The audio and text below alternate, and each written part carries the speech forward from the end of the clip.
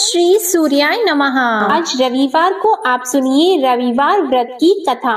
प्राचीन काल में एक राजा था और एक रानी थी। उनके पास सिपाही, घोड़े, दासियां, दास, धन दौलत सब कुछ था, सिर्फ उनकी संतान नहीं थी। इसी कारण वे दोनों राजा रानी बहुत दुखी रहते थे। संतान प्राप्ति के लिए उन्होंने हर तरह के दान, धर्म, धार्मिक अनुष्ठान, जप, मंत्र, पूजा पाठ आदि सब किया, लेकिन इससे उनका कोई फायदा नहीं हुआ।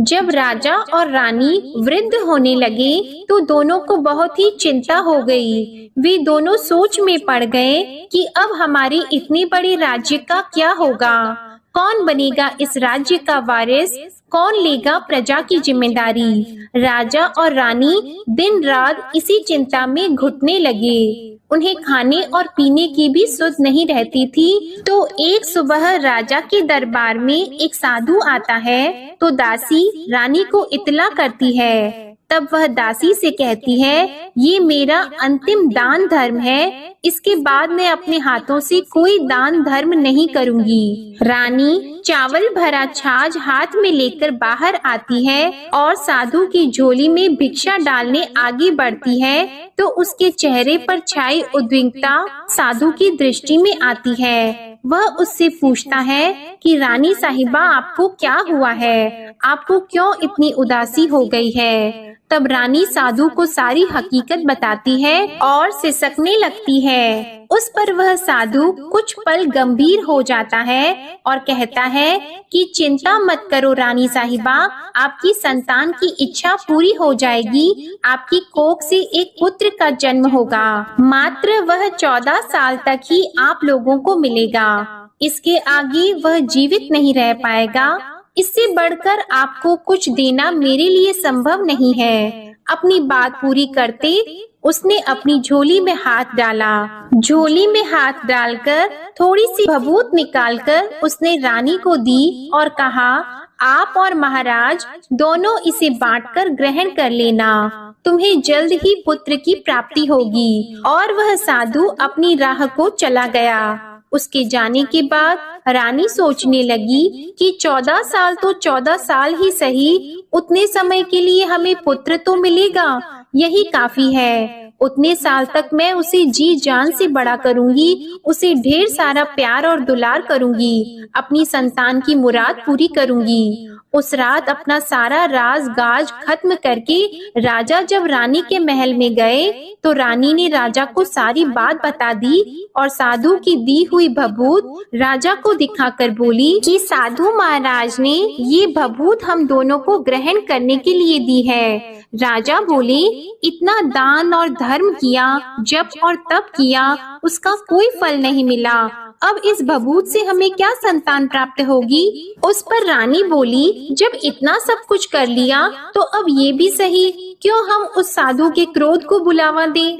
राजा को अब किसी बात पर विश्वास नहीं था, पर रानी को दुख ना पहुँचे इसलिए वह राजी हो गया। और राजा रानी दोनों नहाते धोते हैं, फिर अपने भगवान का नाम का स्मरण करते हैं, अपने पुरखों को स्मरण करते हैं और उस साधु महाराज का नाम स्मरण करके वह भभूत बांटकर दोनों खाते हैं। उसके बाद दोनों निश्चित होकर सो जाते हैं। तो कुछ दिन गुजर जाते हैं और साधु द्वारा कहे अनुसार रानी गर्भवती हो जाती है। उस पर राजा और रानी दोनों की खुशी गगन में नहीं समाती। राजा रानी से बोलते हैं, महारानी सचमुच साधु महाराज की कृपा हो गई। तो 9 महीने बाद रानी ने एक सुंदर पुत्र को जन्म दिया। राजा ने बड़ी धूमधाम से पुत्र का नामकरण किया। सारे राज्य में 8 दिन तक अनशन तर्पण रखा, उत्सव मनाया गया। आप पुत्र की कुंडली देखने के लिए राज्य के सबसे विद्वान पंडित जी को बुलाया गया।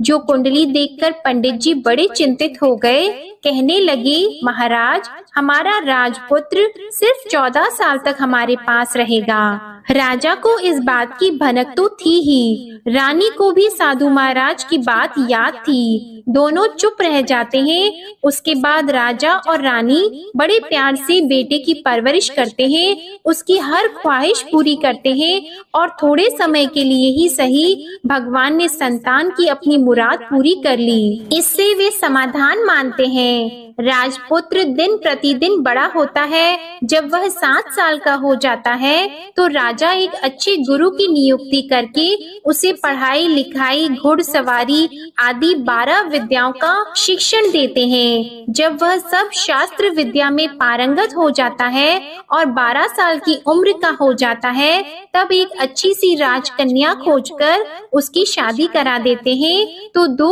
और साल बीत जाते हैं। बेटा 14 साल का हो जाता है। एक दिन राजपुत्र राजा से बोलता है, पिताजी, मैं अपना सारा राज्य घूमकर देखना चाहता हूँ। आज तक मैंने सिर्फ इस रजवाड़े के अतिरिक्त कुछ देखा नहीं है। बेटे की बात सुनकर राजा चिंतित हो जाते हैं, क्योंकि पुत्र को 14वां साल शुरू हुआ ही था। अब कोई अनहोनी होने का वक्त नजदीक आ पहुंचा था, लेकिन राजा यह सब बातें पुत्र को बता नहीं सकता था। राजा अपने चेहरे पर खुशी लाकर बेटे से कहता है कि हाँ, जरूर जाओ बेटा, तुम्हें अपना सारा राज्य घूमकर देखना चाहिए। कहाँ क्या है ये सब जानना चाहिए। कल मेरे बाद तुम ही को तो राजा बनना है। मात्र एक बात का ध्यान रखें, तुम जहाँ जा रहे हो, क्या कर रहे हो, ये बात अपनी पत्नी को नहीं बताना। पुत्र कहता है, ठीक है पिताजी, आपने जो कहा है मैं वैसा ही करूँगा। राजपुत्र दिन भर अपनी पत्नी के साथ रहता है, खुशियाँ मनाता है और रात को 12 बजे वह उठकर बाहर चला जाता है। फिर सुबह होने से पहले वापस अपने महल में आकर सो जाता है। ऐसा बहुत दिनों तक चलता रहा और पुत्र का 14वां साल खत्म होने में कुछ ही दिन बाकी रहे थे। इतने में उसकी पत्नी यानी छोटी रानी रात में जाग जाती है। वह देखती है कि बिस्तर पर राजपुत्र नहीं है। वह महल में सब जगह देखती है तो राजपुत्र कहीं भी नजर नहीं आते। तो वह क्या करती, किससे कहती? वह चुपचाप रहती है। फिर वह सुबह होने पर देखती है कि उसका पति अपनी जगह सोया हुआ है। वह पति से कुछ नहीं पूछती है, लेकिन दूसरी रात भी जब वैसा ही होता है, तीसरी और चौथी रात और कुछ दिनों तक ऐसा ही चलता रहता है, तब रानी बहुत ही चिंतित हो जाती है। उसके मन में ढेर सारे सवाल उठते हैं, लेकिन उसे पूछने में डर लगता है। शायद पति गुस्सा कर बैठे। सास ससुर से पूछने के बारे में सोचा तो उसकी कुल मर्यादा बीच में आ जाती थी। तो इस तरह वह मन ही मन घुटती रहती थी। इस हालत में उसे खाने पीने में दिलचस्पी नहीं होती थी। वह दुबली पतली हो जाती है। तो उस राज्य में फूल बेचने वाली एक बूढ़ी मालिन थी। वह हमेशा छोटी रानी को फूल देने उसके महल में आती थी। उस बुढ़िया का ध्यान छोटी रानी पर पड़ जाता है। वह उससे पूछती है, बेटी, तुम्हें किस बात का दुख है? तुम इस तरह सूख कर कांटा क्यों बनी हो? उस पर रानी कहती है, क्या बताऊं तुम्हें अम्मा, तुम्हारा राजपुत्र हर रात्रि को बाहर चला जाता है और सुबह वापस लौट कर आ जाता है। वह कहाँ जाता है, क्या करता है, यह सोच सोच कर मैं अन्न जल ग्रहण नहीं कर पाती हूँ और सूख सूख कर इस तरह कांटा बन रही हूँ। बुढ़िया सब बात सुनकर उसे एक उपाय बताती है कि बेटा ऐसा करना, आज रात को तुम सोना मत, उसके पीछे जाकर देखना कि वह कहाँ जाता है, क्या करता है और उसकी अच्छी तरह से पहरेदारी करना। तो छोटी रानी बोली कि अगर मुझे नींद आ गई तो बुढ़िया बोली कि तुम्हें नींद न आए इसलिए एक काम करना, अपने बाएं हाथ की उंगली में एक जख्म कर देना, उस पर थोड़ी सी मिर्ची छिड़कना, उससे तुम्हें बड़ी जलन होगी और उस पीड़ा से तुम्हें रात भर नींद नहीं आएगी। रानी बुढ़िया के कहे अनुसार वही करती है। उंगली की जलन से उसे बड़ी देर तक नींद नहीं आती, लेकिन बाद में वो सो जाती है। दूसरे दिन सुबह बुढ़िया फूल लेकर उसके महल में पहुंचती है और पूछती है, क्या हुआ बेटी, क्या तुम देख पाई कि पति कहाँ जाता है? रानी कहती है, नहीं अम्मा, पहले कुछ समय जलन के कारण मुझे नींद नहीं आई, पर कुछ देर के पश्चात मैं सो गई। बुढ़िया कहती है, कोई बात नहीं, आज तुम उंगली पर पहले से थोड़ा बड़ा जख्म करना और ज्यादा मिर्च लगाना। तो रानी ने वैसा ही किया। परंतु वह सिर्फ पति को बाहर निकलते हुए देख पाती है, उसके पीछे नहीं जा सकती क्योंकि उसे फिर से नींद आ जाती है। दूसरे दिन सुबह बुढ़िया आती है तो उसके पूछने से पहले ही रानी रोककर कहती है, अम्मा, मैं आज भी उसकी पहरेदारी ठीक तरह से नहीं कर पाई। बुढ़िया कहती है, रोना नहीं बेटी, सब कुछ ठीक हो जाएगा। तुम आज रात जख्म और बड़ा करना और उस पर ज्यादा मिर्ची लगाना और एक काम करना कि जब वह जाने के लिए निकलता है तब उसका रास्ता रोकना। बुढ़िया ने जैसा बताया रानी ने वैसा ही किया। आज रात उसे नींद नहीं आती है। पति जब रात को महल से निकलने के लिए चलने लगता है तो वह बुढ़िया ने जैसा बताया वैसे ही करती है। दौड़कर जाकर पति का रास्ता रोकती है और कहती है, कहाँ जा रहे हो, किससे मिलने जा रहे हो, मुझे बताओ। राजपुत्र उसे समझाने की बहुत कोशिश करता है। देखो, अगर मैंने तुम्हें यह बता दिया तो मैं तुम्हें दोबारा नहीं मिल पाऊंगा। रानी कहती है, कोई बात नहीं, ना मिल पाओ, लेकिन आप रात के समय कहाँ जाते हो यह मुझे बता दो। राजपुत्र निरुपाय हो जाता है। पत्नी की जिद के आगे उसकी एक नहीं चल पाती। ठीक उसी समय उसका 14वां साल खत्म हो रहा होता है, 15वां साल लगने वाला होता है।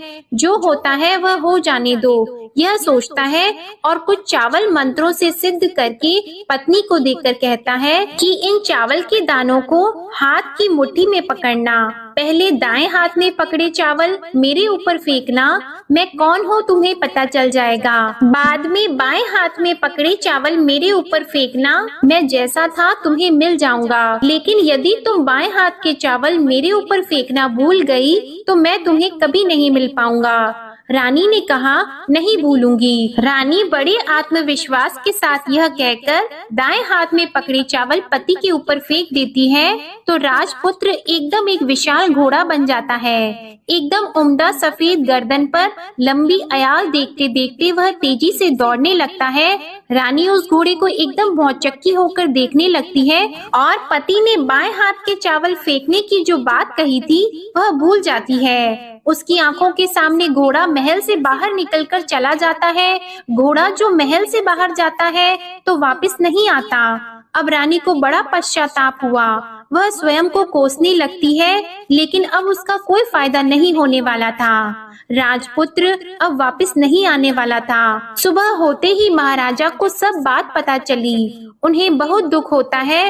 वे बिस्तर पकड़ते हैं और राह देखते हैं कि एक दिन उनका बेटा वापस आ जाए। इस तरह 1 महीना गुजरता है, 3 महीने गुजरते हैं, आखिर 6 महीने पूरे हो जाते हैं। राजपुत्र का कोई अता पता नहीं चलता। प्रधान राजपुत्र को ढूंढने के लिए राज्य के गांव-गांव सिपाही भेजता है, लेकिन उन्हें कोई सफलता नहीं मिलती। इधर रानी अपनी हठ के कारण पति गायब हो गया है, ये सोचकर स्वयं को मन ही मन कोसती है और प्रण लेती है कि कुछ भी करके पति को ढूंढ कर लाएगी और उसे वापस घर लेकर आएगी। एक दिन सुबह उठकर सास ससुर के महल में जाती है और कहती है कि मैं अपने पति की खोज में जा रही हूँ। महाराजा को और क्या चाहिए था, कुछ भी करके उनका बेटा उन्हें वापस मिलने चाहिए था। वे बहू को जाने की अनुमति देकर कहने लगे, बेटी तुम्हें जो चाहे वह करो, जहाँ जाना है वहाँ जाओ, लेकिन हमारे बेटे को वापस लेकर आओ। अब रानी अपना शाही भेष बदलकर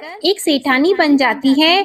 कुछ दासियों को, कुछ नौकरों को साथ ले लेती है, कुछ सामान साथ ले लेती है और राज्य की सीमा पर जाकर वहाँ एक भोजनालय खोल देती है। वहाँ आने वाले सब यात्रियों को खाना मुफ्त में देने लगती है। मात्र एक शर्त रखी कि खाने वाले को उसकी देखी हुई कोई अजीब चीज उसकी मालकिन को यानी राजकन्या को बतानी पड़ेगी, तो वहाँ आने वाला हर नागरिक अपनी तरफ से मैंने ये देखा, मैंने वह देखा कहकर वहाँ से मुफ्त खाना खाकर जाता था। परंतु रानी को जो बात चाहिए थी वह अब तक नहीं मिली थी। ऐसे ही कुछ दिन बीत गए तो रानी के महल में फूल लेकर जाने वाली बुढ़िया के एक बेटा और बहू थे। उनका एक छोटा बेटा था, यानी बुढ़िया का एक पोता था। तो बेटा और बहू सुबह काम के लिए निकलते थे, तो पोते को संभालने की जिम्मेदारी बुढ़िया पर रहती थी। दिन भर पोते को संभालती थी। एक दिन बुढ़िया को पान खाने की आदत थी, तो पान लगाने के लिए चूना चाहिए था।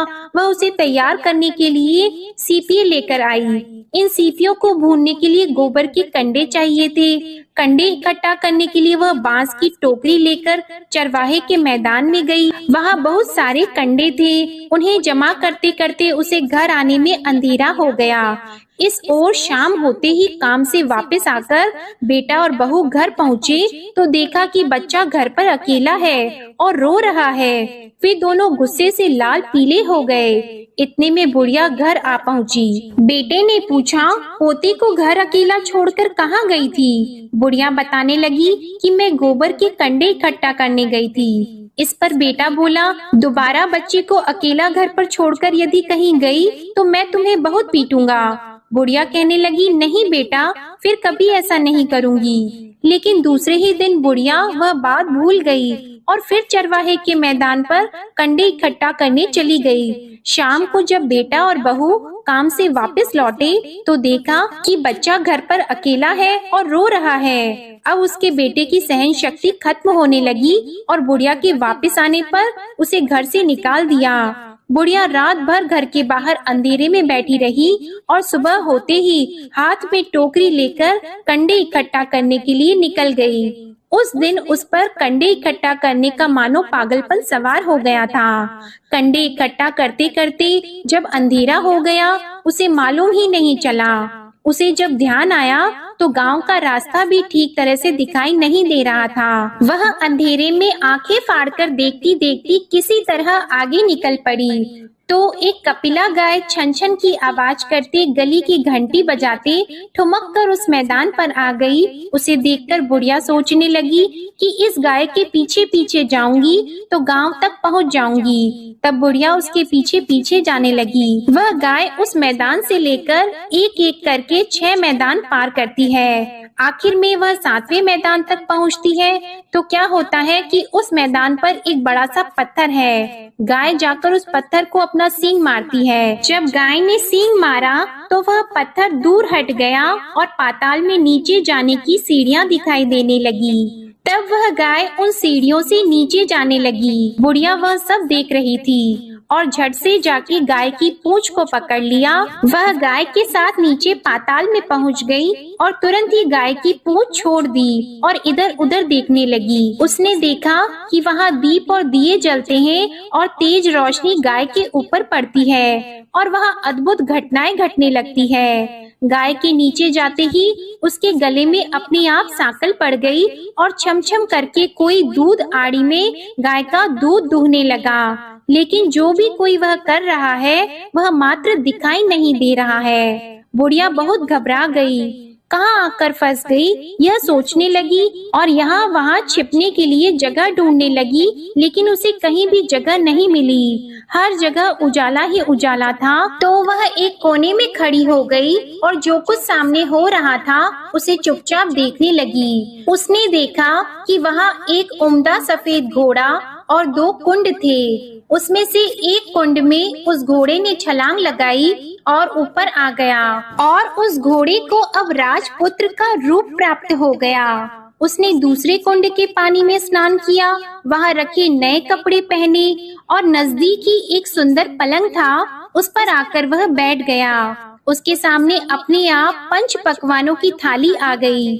दूध की एक प्याली भी आ गई, 5 सुपारी आ गई। उसके सामने एक दिया जलता रहा और राजपुत्र ने खाना खाया, पानी पिया, 5 सुपारी खाई और बिस्तर पर लेट जाने से पहले सूर्य देव का स्मरण करके सामने जलते हुए दिए से पूछा, हे दीपंकर, मेरे माता पिता क्या कर रहे हैं? दिया बताने लगा, बेटे के शोक में डूबे हैं। राज कौन संभाल रहा है? तो उसने बोला कि राज्य प्रधान संभालते हैं। उसने पूछा कि मेरी पत्नी क्या करती है? तो दिए ने बोला कि उसने चौराहे पर भोजनालय शुरू किया है और आते जाते लोगों से वह नई खबर के बारे में पूछती रहती है। दिए के यों कहते ही राजपुत्र कहने लगा कि ठीक है। उसके बाद वह सो गया। बुढ़िया कोने में खड़ी हुई सब देख रही थी। ऐसी अद्भुत घटना उसने जिंदगी में पहली बार देखी थी। उसे अंदर ही अंदर चुलबुलाहट होने लगी। वह अपनी भूख प्यास भूल गई और आगे क्या होता है कि उसे उत्सुकता से देखने लगती है। लेकिन उसके बाद और कुछ घटनाएं नहीं घटती। रात गुजर गई और सुबह हो गई। पलंग पर सोया हुआ राजपुत्र उठा और फिर से पहले वाले कुंड में छलांग लगाई। तो अब वह फिर से घोड़ा बनकर कुंड से बाहर आ गया। वह तेजी से उच्च पाताल नगरी से बाहर निकल गया, लेकिन वह कहाँ गया बुढ़िया को कुछ पता नहीं चला। उसके बाद पिछली रात की तरह कोई उस गाय को छमछम करके दूध दोहने लगा। जैसे ही दूध दोहना खत्म हुआ, उसके गले की सांकल अपने आप खुल गई और वह गाय तेजी से ऊपर जाने लगी, सीढ़ियों की ओर भागने लगी। गाय को दौड़ता देखकर बुढ़िया सोचने लगी कि अब गाय के साथ यहाँ से ऊपर जाना ही समझदारी होगी, नहीं तो कोई मुसीबत आकर उसके ऊपर टपक जाएगी। झट से उसने गाय की पूंछ पकड़ ली और गाय के साथ ऊपर आ गई। गाय जब मैदान में पहुंची तो उस सुरंग का रास्ता अपने आप बंद हो गया और उसके मुंह पर एक बड़ा सा पत्थर पहले की तरह खड़ा हो गया। ऊपर आकर वह गाय जंगल की ओर निकल गई। इधर बुढ़िया एकदम बावली सी हो गई। उसने पाताल नगरी में जो कुछ देखा था वह जल्द से जल्द किसी को बताने के लिए उतावली हो गई। उसे एकदम याद आया कि नगर की सीमा पार कोई औरत भोजनालय चलाती है और नई बात बताने वालों को अच्छा खाना पीना मुफ्त में देती है। वह सोचने लगी कि क्यों न मैं ये बात उस औरत को जाकर बताऊं।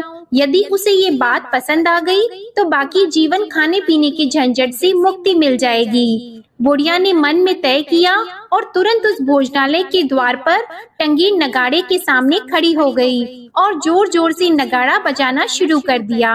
नगाड़े का इस तरह शोर सुनकर मालकिन यानी छोटी रानी मन में प्रसन्न हो जाती है कि शायद कोई बड़ी बात लेकर यहाँ आया है। रानी सिपाहियों को आदेश देती है, जाइए और जो कोई आया है उसकी अच्छी तरह खातिरदारी कीजिए। आदेश पाते ही सिपाही नीचे दौड़ गए तो एक बुढ़िया नगाड़ा बजा रही थी। उन्होंने पूछा, क्यों नहीं बुढ़िया, क्या हुआ, क्यों नगाड़ा बजा रही हो? बुढ़िया बोली, कुछ नहीं बेटा, यहाँ खाना मिलता है ना, इसलिए आई हूँ। खाना चाहिए मिलेगा, लेकिन तुझे कोई नई बात बतानी पड़ेगी। हाँ बताऊंगी, एक बात मालूम है मुझे। इस पर सिपाही उसे अंदर लेकर गए। उनको मालकिन का आदेश था कि जो कोई बूढ़ा बुजुर्ग वहाँ आए उनके साथ अच्छी तरह पेश आना, उनका अच्छे से आदर सत्कार करना। तो सिपाही ने उस बुढ़िया का भरपूर आदर सत्कार किया। यह उसे बड़ी सिद्ध थाली भरकर व्यंजन परोसते हैं। बुढ़िया कुछ दिनों से भूखी थी, वह खाने पर टूट पड़ी। खाना खाने के बाद सिपाही ने उसे नई साड़ी पहनने को दी। उसके बाद उसे लेकर रानी के पास आए। बुढ़िया और रानी ने तुरंत एक दूसरे को पहचान लिया। तब रानी ने बुढ़िया से कहा कि अम्मा अब बताओ तुमने क्या नई बात देखी है? नई बात? मैंने कोई नई बात नहीं देखी है। बुढ़िया बोली, वह तो मेरे पास तुम्हें देने के लिए खाने के पैसे नहीं थे, इसलिए मैंने झूठ कहा और नगाड़ा बजाया। रानी ने कहा, अम्मा घबराना नहीं, मैं किसी को तुम्हारा नाम नहीं बताऊंगी। फिर भी बुढ़िया ने कहा कि मेरे पास कोई नई बात नहीं है। इस पर रानी ने उससे कहा, देखो अम्मा, यदि तुमने मुझे वह नई बात बताई तो जिंदगी भर मैं तुम्हारी देखभाल करूंगी और तुम्हें रानी माता की तरह रखूंगी। अब बुढ़िया बताने को तैयार हो गई। उसने जो कुछ उस चारागाह वाले मैदान पर देखा था वह सब कुछ कुंवर रानी को बता दिया। बुढ़िया की वे बातें सुनकर कुंवरनी को यकीन हो गया कि वह राजपुत्र उसी का पति है। वह तुरंत बुढ़िया से कहने लगी कि अब माँ मुझे उस जगह पर ले चलो। तब बुढ़िया बोली, नहीं बेटी, वह पाताल राज्य है, सांप है। यदि किसी ने तुम्हें देख लिया तो तुम्हारी जान खतरे में पड़ सकती है। लेकिन रानी उसकी एक भी नहीं सुनती, उसे उस जगह ले जाने के लिए हठ करने लगी। आखिर में बुढ़िया ने उसका कहना मान लिया और कहने लगी, ठीक है, मैं तुम्हें वहाँ ले जा सकती हूँ, पर आज नहीं, कल वहाँ जाना है तो शाम को ही जाना होगा। तो दूसरे दिन दोपहर को रानी बुढ़िया के साथ उस मैदान पर गई और एक जगह छुपकर गाय के आने की राह देखने लगी। दिन ढलते ही अंधेरा गिरने लगा और गाय हमेशा की तरह वहां आ गई। मैदान के उस कोने में जाकर उसने पत्थर पर सींग मारा तो छत से पत्थर हटकर वहां सुरंग में जाने का रास्ता खुल गया। गाय उस रास्ते से नीचे उतरने लगी तो बुढ़िया रानी से कहने लगी, जल्दी आगे बढ़ो, हम गाय की पूंछ पकड़कर नीचे उतरेंगे। तो दोनों गाय की पूंछ पकड़कर नीचे उतर गईं। बुढ़िया पहले जिस कोने में छिपी थी उस कोने में छिप गई। अब नीचे सब कुछ पहले जैसा घटित हो रहा था। गाय के गले में अपने आप सांकल पड़ गई। कोई अदृश्य रूप से उसका दूध दोहने लगा। एक सफेद उम्दे घोड़े ने आकर एक कुंड में छलांग लगाई तो राजपुत्र के रूप में ऊपर आया। वह राजपुत्र दूसरे कुंड में नहाने लगा। बाद में उसके सामने खाने की थाली आ गई, दूध की प्याली आ गई, पान का बीड़ा आ गया। राजपुत्र सब ग्रहण करके सोने के लिए पलंग पर गया तो सोने से पहले सूर्य देव का स्मरण करके वह दिए से पूछने लगा, दीपांकर, मेरे माता पिता क्या कर रहे हैं? तो दिया कुछ जवाब नहीं देता, बल्कि वह बुझने लगता है। तब राजपुत्र को कुछ घटित हुआ है इसका संदेह हो गया। वह उदास हो गया और जो कुछ हुआ है वह हो जाने दो ऐसा सोचकर फिर से बिस्तर पर लेट गया। अब रानी का संयम छूट गया। वह दौड़कर पति के पास गई और उसके पैर पकड़ने के लिए आगे बढ़ने लगी। राजपुत्र तुरंत ही पत्नी को पहचान गया। वह छत से पीछे हट गया और चिल्लाने लगा, नहीं नहीं, मुझे मत छूना, सर्वनाश हो जाएगा। रानी दोनों हाथ जोड़कर पति से अपनी भूल स्वीकार करने लगी। स्वामी, मुझसे भूल हो गई। मुझे आपसे नहीं पूछना चाहिए था कि आप रात को कहाँ जाते हो। मैं अपनी भूल स्वीकार करती हूँ। मुझे मेरी भूल की सजा मिल गई है। अब आप घर चलो। आपके वियोग में आपके माता पिता ने बिस्तर पकड़ लिया है। आपकी प्रजा भी बहुत दुखी है। उस पर राजपुत्र कहने लगा, वही तो एक बार तुम गलती कर बैठी हो, अब दोबारा मत करना, नहीं तो अब मैं तुम्हें जो दिख रहा हूँ वह अभी नहीं दिखूंगा। रानी अब विलाप करने लगी, जोर जोर से जमीन पर सिर पटकने लगी। राजपुत्र के मन में उसके प्रति दया उत्पन्न हो गई। वह उससे कहने लगा, यदि तुम मुझे पाना चाहती हो तो तुम्हें एक काम करना होगा। काम कठिन है लेकिन वह तुम्हें अकेले ही करना होगा। रानी ने कहा, कहो स्वामी, कितना भी कठिन काम हो मैं वह पूर्ण करूंगी। रानी कहने लगी। इस पर राजपुत्र ने उसे बताया, इस पाताल से ऊपर जाते ही तुम्हें एक घना जंगल नजर आएगा। ऐसे 6 जंगल पार करने के पश्चात तुम्हें एक 7वां जंगल मिलेगा। वह जंगल सबसे घना है। उस जंगल के बीचों बीच एक पीपल का पेड़ है। उसके आसपास की जगह पत्ते, फंदे, जटाएं आदि से ढक चुकी है। वहाँ बाघ, शेर, सांप और भालू बैठते हैं। तुम्हें उन सबको भगाकर वह जगह साफ करनी है। उसको गोबर से लिपाई करके पवित्र बनाना है, रंगोली से सजाना है। उसके बाद वहाँ धूप, कपूर, अगरबत्ती जलानी है। फूल और कुमकुम से पेड़ की पूजा करनी है। दूध और दही से बने चावल का भोग चढ़ाना है। ये सब तुम्हें दोपहर को 12 बजे से पहले करना है। 12 बजने के समय तुम्हें उस जगह पर बैठकर सूर्य भगवान का ध्यान करना है। ठीक 12 बजे सूर्य भगवान का रथ वहाँ उतरेगा। वे सब देखकर खुश हो जाएंगे और कहेंगे कि जिस किसी ने भी ये सब किया है उसे मैं मनचाहा फल दूंगा। तो तुम सामने जाकर उसके रथ का दाहिना घोड़ा मांगना, मैं तुम्हें मिल जाऊंगा। इतनी बात कहकर राजपुत्र अपने पलंग पर सो गया और छोटी रानी भोर होने की राह देखने लगी। भोर होते ही वह बुढ़िया के साथ गाय की पूंछ पकड़कर ऊपर आ गई। ऊपर आने के बाद वह बुढ़िया से कहने लगी, अम्मा, अब मैं अकेले ही आगे जाऊंगी, तुम भोजनालय वापस चली जाओ। वह जंगल में जाकर राजपुत्र की बताई जगह ढूंढने लगी और स्वयं आरी से वह जगह साफ कर दी। बाद में राजपुत्र ने जैसे बताया वैसे ही लिपाई पोताई करके वापस आ गई।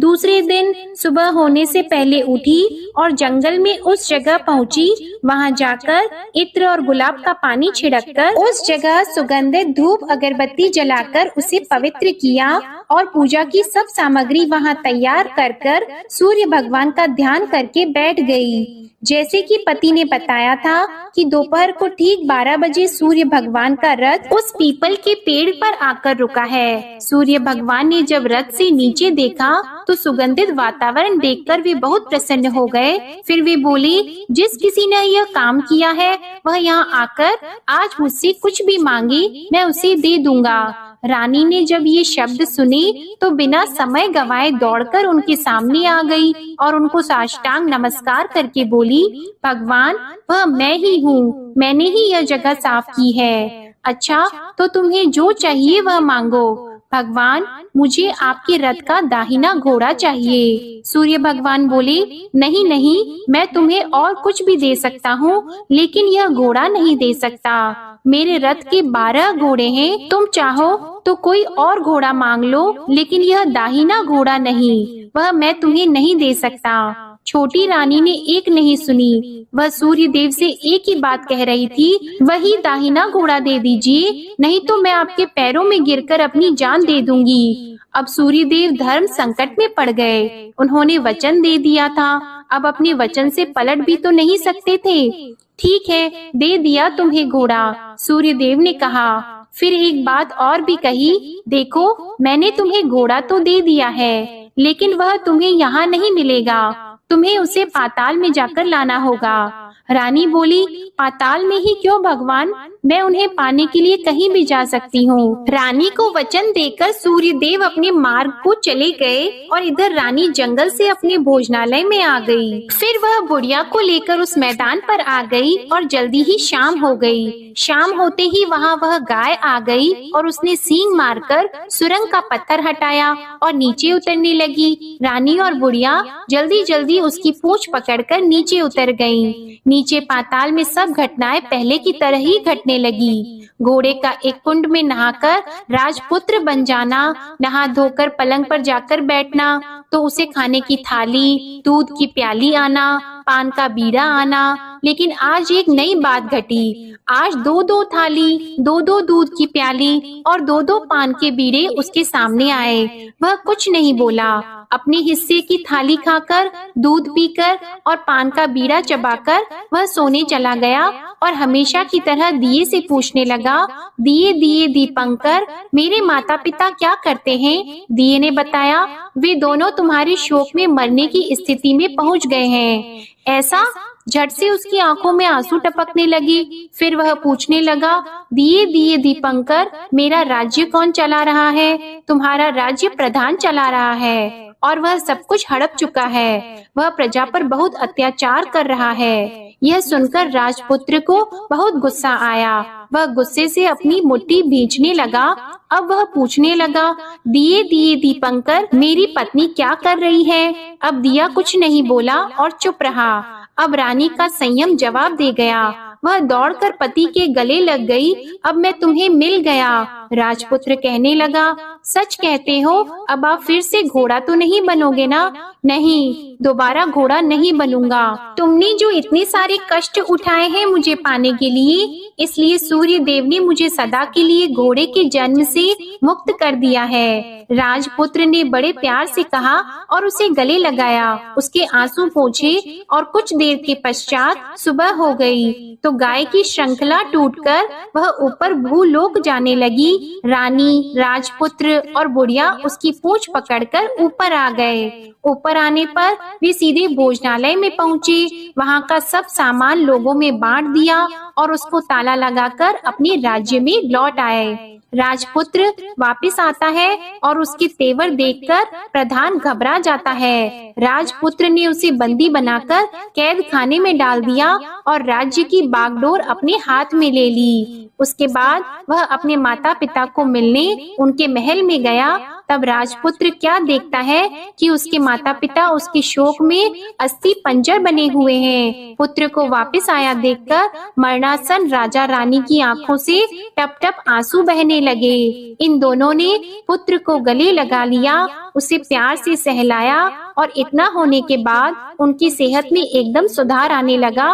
वे अब बिस्तर से उठकर बैठ गए हैं, पुत्र को आशीर्वाद देने लगे हैं। राजपुत्र के आने की खबर तुरंत ही राज्य में फैल गई। प्रजा खुशी से फूली नहीं समाई।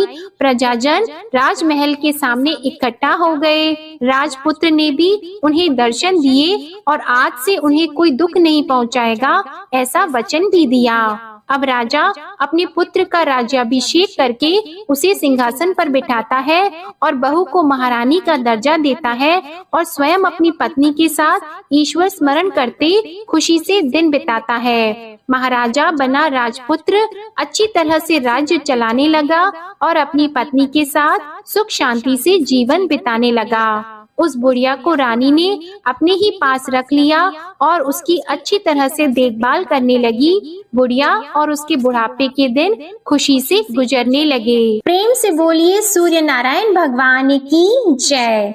आपको आज की कथा पसंद आए तो वीडियो को लाइक करना मत भूलिएगा, शेयर कीजिएगा, कमेंट में भगवान श्री सूर्य नारायण की जय लिखिएगा और चैनल को भी सब्सक्राइब करिएगा। इसी के साथ आप हमारे चैनल पर नवरात्रि की व्रत कथा और दुर्गा सप्तशती का पाठ भी जरूर सुनिएगा। प्रेम से बोलिए भगवान श्री सूर्य नारायण की जय।